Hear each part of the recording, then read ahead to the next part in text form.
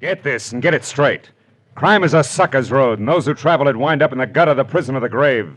There's no other end, but they never learn. For your enjoyment, Wrigley's Spearmint Chewing Gum brings you Raymond Chandler's most famous character in The Adventures of Philip Marlowe.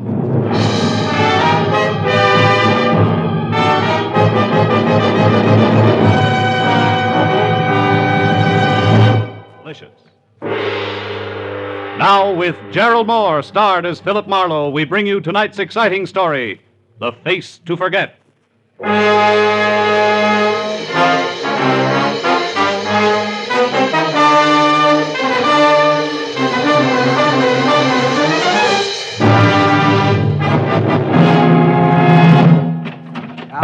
All right, wise guy. I told you once you couldn't come up here to this room, Marlowe. That's right, landlord, but I found all I needed. Well, you won't be able to use it after I teach you some manners, Snooper. Oh!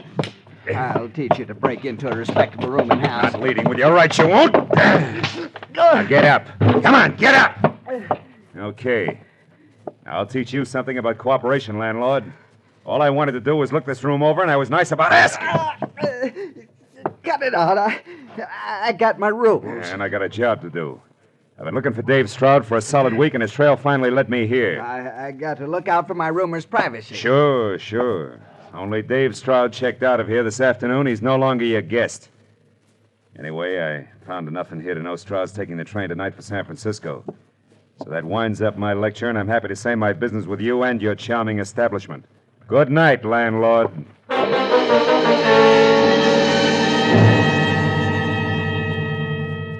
When I stepped out of the cheap, musty rooming house into the warm night, I felt for the first time in a week that I wasn't wasting my time.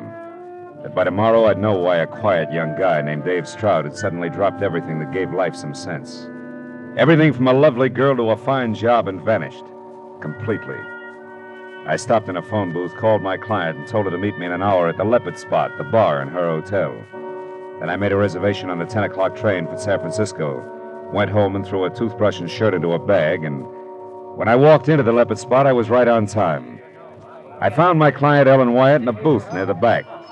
The soft rose lights touching her face made me wonder all over again what kind of pressure it could possibly have been to drive Dave Stroud away from a girl like this. I tried to wait in my apartment upstairs, Phil, but I just couldn't. Is it good news? I hope so, Ellen. That broken-down rooming house over in East L.A. paid off all right. Dave was staying there? Yeah, he had been, under the name of Donald Stranigan. But why would he take a place like that?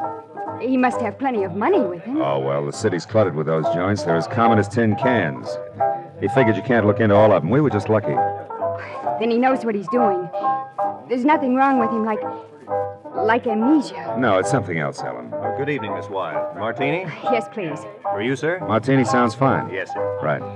Marlowe, maybe that hunch I had about gambling, maybe it was right after all. Couldn't some kind of terrible jam with gamblers do this to Dave? Yeah, it might. But I checked that and drew a blank. Say, listen, Ellen, the description of Dave I got at that rooming house isn't too complete. That snapshot I asked you about, you bring it? Oh, yes. Oh, good. It's in my purse. Here. Uh-huh. That was taken on our first date 4 years ago. 4 years ago, huh? Those years made quite a change in both of you. Yes. Dave and I are good for each other, Phil. Oh, sure. I only hope that the next 4 years... Here we are. Martini, very dry. Oh. Oh, thank you, sir. Well, I wish we had the kind of news we could toast. Maybe we will. Sooner than you think. You've got a new lead?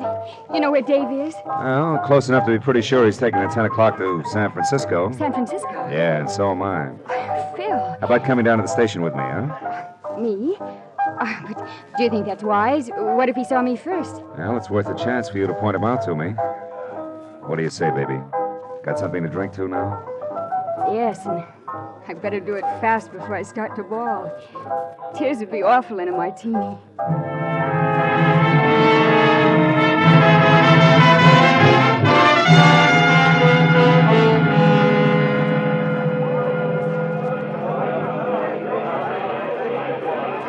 No luck, Phil. I still haven't seen him. Wait a minute. How about that one, Ellen? Over there at the cigar counter. Oh, the fellow in the T-shirt? Yeah. Dave couldn't look that sloppy, and besides, he's taller. Oh. Well, That's it, Phil. Yeah. Well, I guess we missed him. I better get aboard, huh? This kind of scares me. You don't think Dave just pretended to be leaving, that he tricked you? No, those leads weren't planted. They weren't that good. Don't worry, baby. Dave will be on this train when it pulls out. I'll bet my last buck on it. Find him for me, Phil. Sure. You just keep that chin up. I will. Okay. And call me the very first chance you get. Call for train 61. Pardon me, lady. I'm sorry. Hey, you with that brown bag? Me? Yeah, just a short minute, my friend. Unless you happen to favor dirty shirt size 17. You're in for a big disappointment. What are you talking about? Well, I think you made a small mistake there. Isn't that my bag? I'm afraid not, mister. CP is in Philip, M is in Marlowe. Well, how do you like that? I saw you pick it up back there at the information booth. That's where I left mine. I could have sworn it belonged to me. I'm sure sorry. It's all right. Happens to everybody sooner or later. Yeah, well, now that's Now, mighty big of you, friend.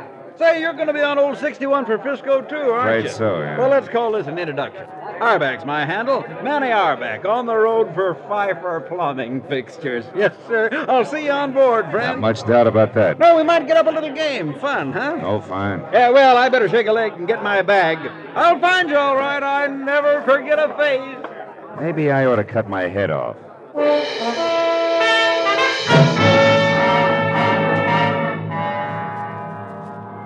I stopped off in my compartment just long enough to drop my suitcase. Then as we pulled out, I moved through the train to the dining car and picked a seat where I could keep an eye on the rest of the tables for Dave Stroud. Well, even if I didn't recognize his face, I knew from his fiancée would handle a knife and fork European style. Be likely to order liver and bacon and drink tea without sugar, and would probably be dressed in wooled tweeds with the shirt collar open. Well, as soon as I sat down, the car began to fill. My table companion, a quiet tab collar type, had his own business and knew how to mind it. Almost 100%. Which he did for the 15 minutes it took him to eat. Well, I don't know why food always tastes better on a train, but it does. Thanks for letting me share the table with you. Oh, not at all. Perhaps I'll see you later in the club car. We might have a nightcap. Yeah, it's a deal. Fine. So long. So long. So there you are, Oh, Marlowe. fine. Hey, I've been looking high and low for you, my friend. What you doing in here? They serve nothing but food in this car, you know. Say, who's your pal? I don't know. He was here 15 minutes and we didn't get that far. Yeah, I know exactly what you mean. You do? Yeah, those quiet birds give me the willies, too. You know, friend, I've seen him someplace before, and I never forget a face. You didn't catch his name, huh? He didn't throw it. He didn't throw. Oh. You like that, huh? Yes, sir, you're right on, my friend. Well, it'll come to me. Faces are kind of a hobby with me. I meet a lot of people, but I never forget a... Hey, have you lost somebody in here the way you keep looking around? Yeah, but I think I found him again. Hey, what's up? Where you going? Play follow the lead. I'll see you, Owlback. Hey, Marlowe, come back. You dropped something here.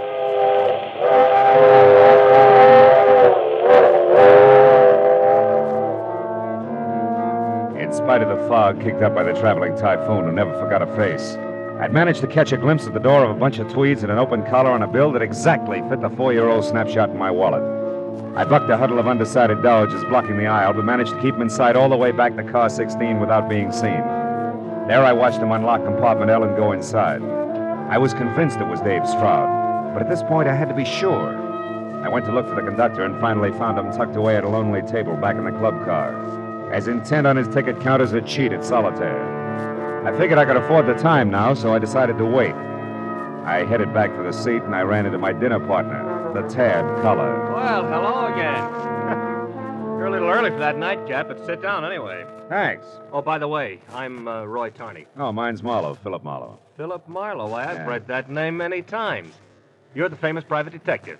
Well, private detective anyway. Glad to know you, Tony. Privilege for me. Oh, you're looking for a match here? Yeah. Oh, keep them. Keep them. I have others. Oh, thanks. Thanks again.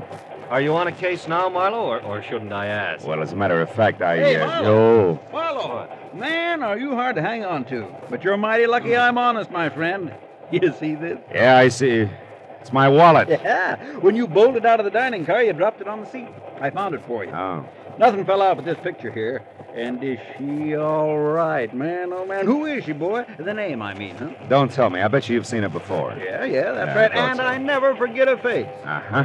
Well, thanks. Now, if you let me have it, I'm very grateful. Yeah, and, sure. Glad to be of service, my friend. Oh. Anytime I can... Well, speaking of familiar faces, this is the gentleman that you had dinner with, huh? That's right, Auerbach. This is the gentleman. Mr. Auerbach, Mr. Tawney, for better or worse, till your destination do you part. How do you do? Tarney? Tarney. Now, that's funny. You know, I was just telling Marlowe here that I recognized you from someplace. It's very unlikely. I have a fair memory myself. I don't remember you. Well, I don't know. I'm pretty good, but... Hey, wait a minute. I'm getting it. Sure. Oh, this is silly. Why, I saw you tonight in the railroad station. No, that's impossible. I was so late I nearly missed the train. Me too. Only you had a good reason. Oh, yes, sir, my friend. You were kissing the little woman goodbye. I couldn't see her too well, but she was quite a looker. And judging from the way you were going at it, you... Yeah. Well, now, wait a minute, friend. I didn't mean any offense. I was just kidding you along. Yeah, well, I guess I'll go by my way into a little poker. Excuse me. I suppose there has to be one on every train. Yeah. They help the ride like a square wheel. Yeah. Well, I think I'll go read a while, Marlowe. Good luck on your case.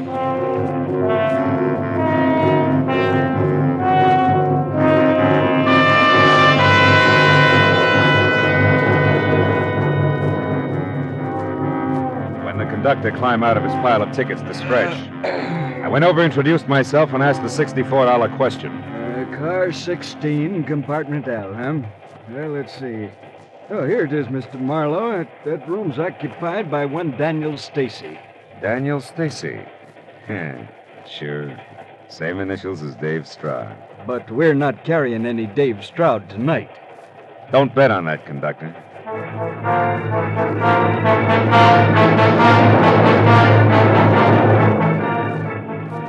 It was that simple.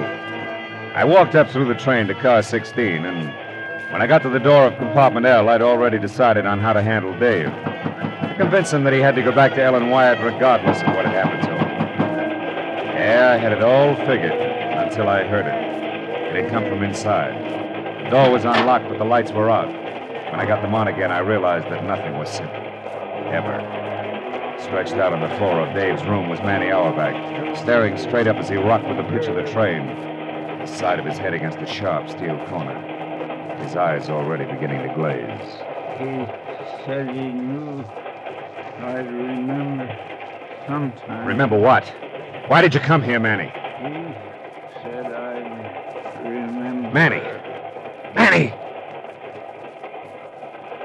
Well, Marlowe, it's your move again. Let's see you tell this to Ellen Wyatt. Who's that? What? Ooh!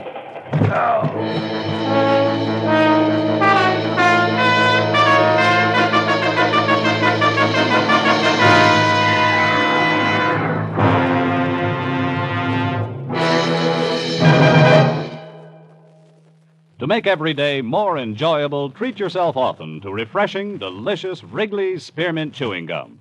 The lively, full-bodied, real mint flavor cools your mouth, moistens your throat, freshens your taste. And the chewing itself gives you a little lift, helps you keep going at your best. So for real chewing enjoyment that's refreshing and long-lasting, always keep Wrigley's Spearmint Chewing Gum handy. Healthful, delicious Wrigley's Spearmint Gum will make every day more enjoyable.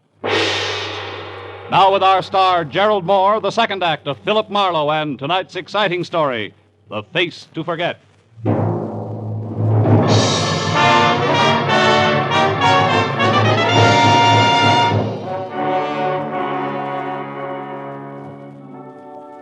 Either it had been the flat of the pistol crashing against the side of my head, or my head crashing against the stone-hard floor of the compartment. Then it turned light into dark and left me with a welt behind one ear the size and shape of a cue ball. I couldn't tell which. But when I had both my eyes open, I knew that it didn't matter. That nothing mattered really, except that I was staring into Manny Auerbach's dead face, while only inches away a pair of feet were moving. Feet that belonged to Dave Stroud, whose suitcase in tow was on his way out, one hand already on the doorknob. I went for him, around the knees. Let go! Let go, I say! Oh. By the time I was off the floor and after him, he was well out in front. But wrestling with a heavy steel door at the end of the empty passageway slowed him down. When we reached the platform between the cars, he was almost mine. But then suddenly a hand shot out of the dark, grabbed a fistful of shirt front, and spun me hard against the opposite door. No! A hand that belonged to a man in a tab collar. Mr. Roy Tawney, plus a shiny .22 automatic. And minus his club car velvet voice. Get up, Marlowe. We've got a little talk coming. At this stage, it'll be a pleasure. Believe me. We'll see. What do you want with Dave Stroud? I'm a census taker who's real... Cut it. Time is running short, Marlowe. When you get off at this stop coming up, you stay off. Yeah? What's your angle? Dave. He still needs my help, and he's still gonna have it. No matter who he kills? Kills? What's that supposed to mean? Manny Auerbach, the chummy one who couldn't forget faces. He's very dead back in Dave's compartment. Well, then that loudmouth wasn't just a blowhard salesman after all. He was what Dave's been running from, one of those lousy card shop... Slips, huh, Tony? Yeah, but they don't count, Mr. Detective. Nothing counts anymore but Dave getting out of a jam that can cost him his hide. Just for the record, that game back in L.A. 3 months ago that cost Dave every cent he had plus 10 grand he didn't was about as level as the rest of that knee-pants town ever gets. Which makes you what? 2 things, smart Alec. First, a guy from Detroit, a real town, who doesn't like a lousy fix. And second, I like a fix even less when the sucker on tap is my own brother. Now, Peeper, get back away from that door. The station's on that side. I wouldn't want you to run for it and get shot before you got to say a few words. Back over here, Marlowe. Take it easy with that gun, huh? They go off, you know. All right, the pitch. Let's have it now. What's Dave to you? Ellen Wyatt, mean anything? Not very much. But Dave is sorry about that. So when you get back to your client, you tell it... Hold it. Just like you are, and stay cheerful. This stop, Carter. Carter, gentlemen. Conductor, this train wait here a while? I mean, is there any time to get off and stretch? No, sir. Just stop long enough to pick up a little mail, leave a little mail, once in a while take on a passenger. Hardly ever, though. Carter folks aren't much on traveling. Oh, by the way, aren't you the gentleman who was looking for Mr. Stacy? Yeah. I found him, thanks. Oh, don't mention it. Glad to be of service. Say, don't get too close to the edge here, gentlemen. Carter, California. We were talking about Ellen Wyatt, Tony. Why didn't precious brother Dave ever let her know that he had to lay low, that he was in a jam with gamblers? A bunch of roses with card enclosed could have gone a long way, or again, there's the telephone. Oh, button that up, Marlowe. I don't know any of the details. Maybe the kid didn't want her to know he couldn't stay away from the pasteboards. Maybe he just didn't want her to worry. Anyway, that's not the point. Then what is? That a broken heart beats a broken skull 7 times a week. You should know that much, Pete. So? So I don't want you, the girl, or anyone else to know where Dave is heading. At least not until I get back to L.A. by my lonesome and call a few spades just that. Like they do in Detroit, maybe, huh? Like they do in Detroit, no, maybe. You tell the Wyatt babe I'll look her up then. Now you get over there at the door and you take your choice. Jump or get pushed? Jump, pushed, or shot. Go on, Marlowe. This is where you get off. Go on, the longer you wait, the harder it's gonna be. Name it. Jump, push, or shot. I couldn't say much for the alternatives. But one look back over my shoulder at the gaping .22 automatic leveled at my head and Tawny's ice-cold gray eyes above made up my mind for me. Jump it had to be!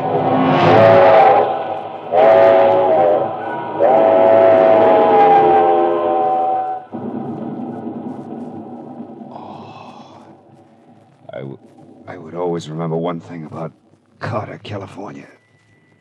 The right-of-way was more sand than stone. I was grateful.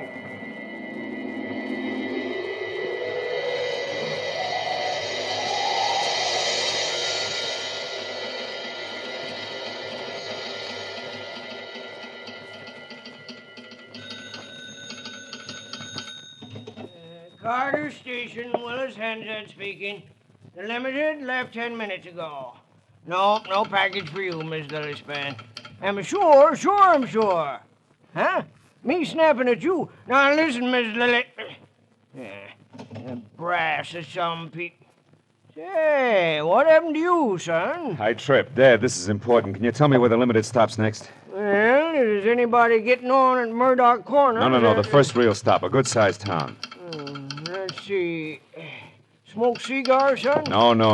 Look, Dad, this counts. Now, come on, tell me, will you? Yeah, sure. Well, now, There's Fulton. That's a half-hour wait. Oh. You got a match, please, son? Oh, yeah, here. Here's a whole bookkeeping. Now tell me, how far is Fulton? Oh, 40, maybe 50 miles. 50 Upgrade on the miles. road. How can I get back there in a hurry? I gotta catch that train. Well, if you got a car, you can... Where can I rent a car or get a cab? This is yours. Not a chance, sonny. Oh, excuse me. Jake's calling from Bakersfield. He's expecting a grandchild. Hooray for Jake. Now listen to me, Dad. There's a dead man on the limited and his killer as well, and I was tossed off the train. Now let's stick to business. What? Well, in that case, let's call ahead and get the police. No, I don't want that. Well, why not, son? Because for one thing, the killer may have been justified. Self-defense and the sight of the law will toss him into a lot of panic. He'll only end up in more gunplay.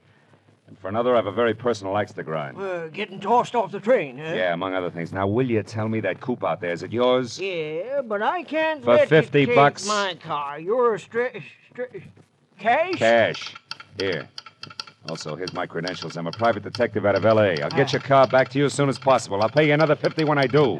Now, give me the keys, will you? Quick. Yeah, sure. Okay. Here. It's the one in the middle. Thanks, Dad. And don't worry. I'll drive real What's the matter, son? Well, you're staring like you don't feel so good. What is it? Your head, maybe? Yeah, my head, maybe. I ought to have it examined. Sometimes it's real slow coming up with the truth. The truth? What do you mean, son? I mean, I got a big fat hunch, a hunch that may be able to stop a second murder. If I make it to Fulton in time. So long, Dad. Thanks a lot. You've been a great help. My apologies and congratulations to Jake.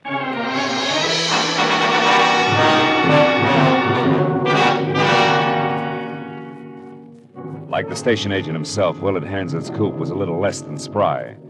But with the accelerator jammed hard to the floor and only a straight, empty highway ahead, I managed to keep it at a straining 70 most of the way. And 50 minutes later, when I tore into Fulton and followed the street markers to the station, a long, low, welcome sound in the night told me I was on time. The train was just getting underway again.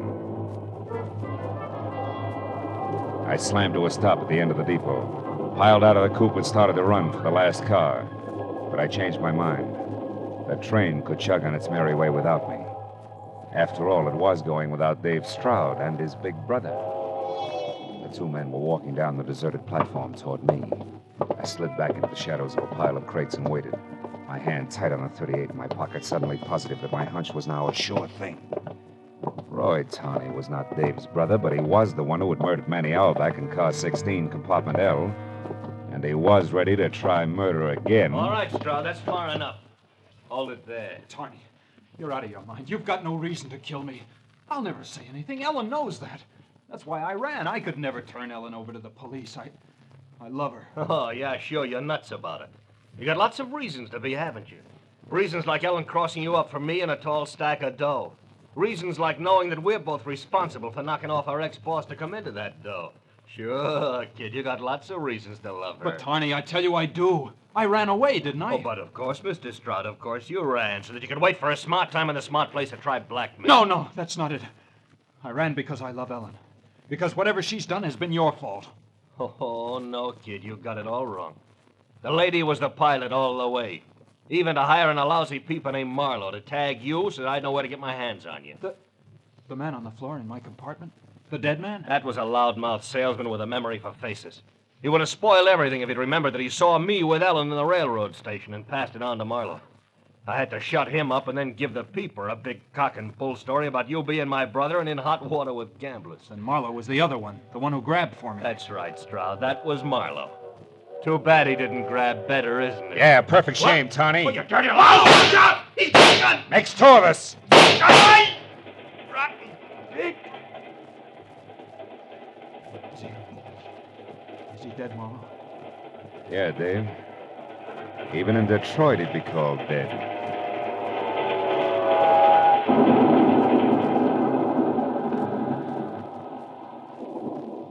Come on, Dave. We got some telephone calls to make.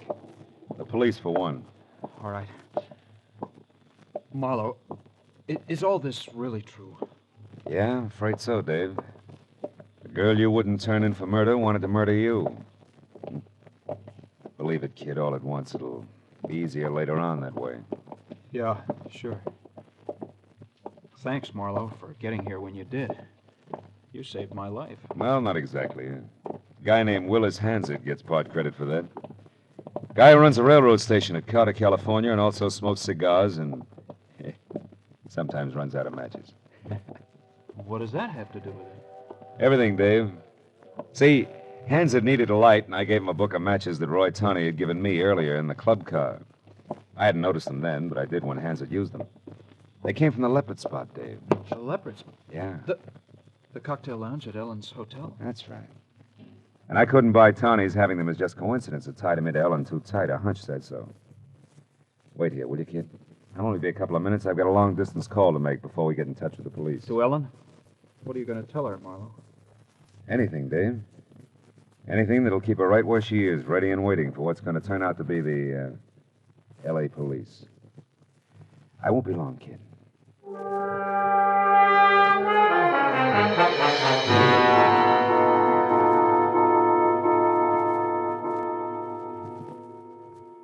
After the telephone call, Dave and I spent a long hour with the Fulton police, explaining why a man named Roy Tawney was lying in their quiet railroad station, face down in a pool of his own blood. And it was a long hour again with the railroad officials who arrived with their own set of questions. Well, it was 4 o'clock in the morning before we were finally aboard a train, heading back for L.A. Dave Stroud and I sat opposite each other in silence through that bleak, empty hour when you can almost feel the day that's coming up nudge the one that's just gone by. I was real glad to see it go. I sat there looking at Stroud and wondered if he'd ever heard the lyrics of a song a train whistle always makes me think of. My mammy done told me. When I was in knee pants, my mammy done told me, son, a woman's a two-face, a worrisome thing who'll leave you to sing the blues in the night.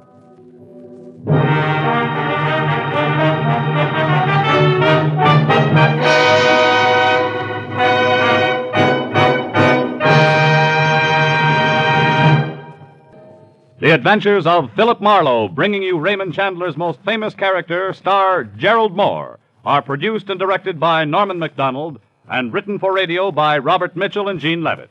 Featured in the cast were Harry Bartell, Sammy Hill, Roy Rowan, Parley Bear, Larry Dobkin, Elliott Reed, and Junius Matthews. The special music is composed and conducted by Richard Arant.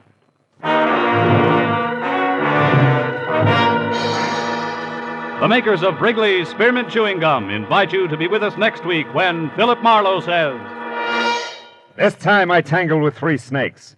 The first was made of gold, the second wore a mustache, and the third was in the bag, and each in its own way poison.